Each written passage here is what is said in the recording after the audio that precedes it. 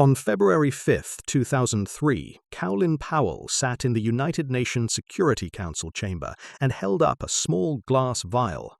He was 65 years old, a decorated four-star general, and the most trusted figure in American public life.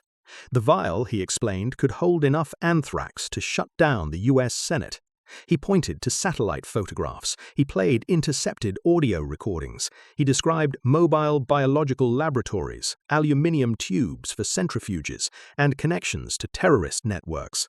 The intelligence, he said, was solid. The case was overwhelming. Iraq had weapons of mass destruction, and the world needed to act. 6 weeks later, American forces crossed the border. Within 3 weeks, Baghdad fell. Within 3 months, the insurgency began. Within 3 years, Iraq had descended into sectarian civil war. The weapons were never found. The mobile laboratories did not exist. The intelligence was catastrophically wrong. And Colin Powell, the man who had staked his reputation on the case for war, would later call it a permanent blot on his record. What happened in Iraq explains everything about why powerful nations keep stumbling into wars they cannot win, and why the warning signs keep getting ignored even when they are in plain sight. This is not a story about one administration's mistakes.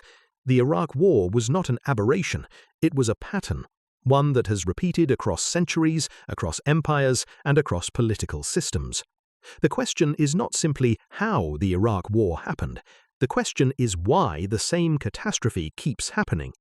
What makes powerful nations convinced they can reshape distant societies through force? Why do they consistently ignore the warnings? And what does the historical record actually tell you about when intervention works and when it creates chaos? To understand the Iraq War, you first need to understand what the people who launched it were thinking, not in caricature, but as they understood their reasoning. Subscribe for more. Also, our full video on this is now live, link in the description below.